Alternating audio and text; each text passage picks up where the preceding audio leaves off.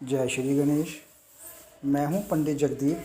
JD news 24 की ओर से आप सभी का सादर नमन करते हुए आज के इस वीडियो में पूर्व जन्म के रहस्य जानकर रह जाएंगे आप हैरान। आइए जानते हैं पिछले जन्म से जुड़े हुए रहस्यों के बारे में, या आपका पुनर्जन्म के बारे में क्या ख्याल है, इसके बारे में चर्चा करते हैं। कुछ जानकारों के अनुसार यदि किसी जातक की मृत्यु के समय कोई इच्छा अधूरी रह गई हो तो उसका अगला जन्म अधूरी इच्छा को पूर्ण करने के लिए होता है।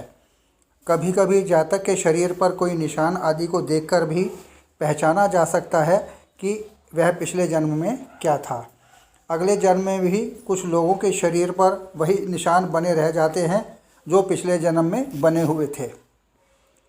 इसी तरह से देखने में आता है कि कुछ लोग बचपन से ही भगवान की भक्ति में लीन रहते हैं या फिर बहुत ही कम आयु में ही कठिन से कठिन मंत्रोच्चारण भी आसानी से कर लेते हैं। दरअसल माना जाता है कि यह सब पिछले जन्म के लक्षण व निशानी होते हैं। इसी तरह से कुछ लोगों में जीव जंतुओं की आदतें भी देखने को मिल जाया करती हैं। उदाहरण के तौर पर जैसे कोई जातक अपनी गर्दन को ऊंट की भांति बहुत ऊंचा उठाकर चलता है, कई बार कुछ लोगों को पूर्व जन्म के कारण समस्या भी होने लगती हैं। यदि किसी के पूर्व जन्म के कर्म बाधा दे रहे हों तो उसे भगवान शिव की पूजा करनी चाहिए। शिव ही देवों के देव और कालों के भी महाकाल हैं। पूर्व जन्म के संस्कारों से मुक्ति के साथ उनके मंत्रों का जाप करना चाहिए। इसके अतिरिक्त मनुष्य को पूर्व जन्म के कर्मों से मुक्ति प्राप्त करने के लिए भी श्रीमद् भागवत गीता का पाठ करना चाहिए और दान पुण्य जैसे परोपकारी कार्यों में भी लगना चाहिए। जन्म कुंडली के यह योग बताते हैं कि पूर्व जन्म में आप क्या थे। जातक जिस समय जन्म लेता है वह समय, स्थान व तिथि को देखकर उसकी जन्म कुंडली बनाई जाती है। उस समय के ग्रहों की स्थिति के अध्ययन कर यह जाना जा सकता है कि वह जातक किस योनि से आया है और मृत्यु के बाद उसकी क्या गति रही होगी।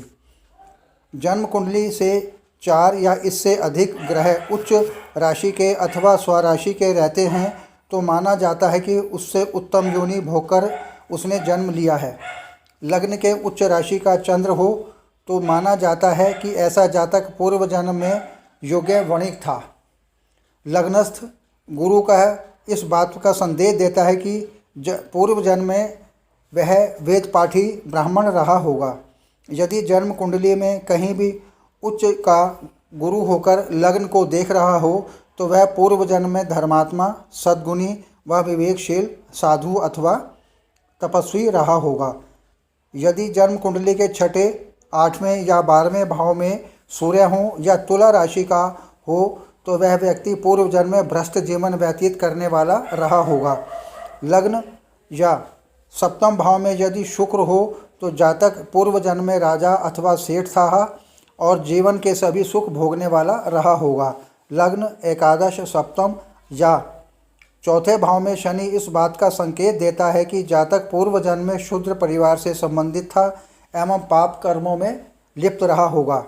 यदि लग्न या सप्त भाव में राहु हो तो जातक की मृत्यु स्वाभाविक रूप से नहीं होगी। 4 या इससे अधिक ग्रह जन्म कुंडली में नीच राशि के हों तो ऐसे जातक ने पूर्व जन्म में निश्चय ही आत्महत्या कर ली होगी।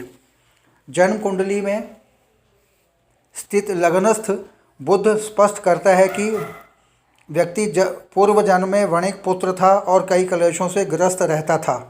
सप्तम भाव, छठे भाव और दशम भाव में मंगल की उपस्थिति यह स्पष्ट करती है कि वह व्यक्ति पूर्व काल में क्रोधी स्वभाव का तथा अन्य कई तरह से पीड़ित करता रहता होगा।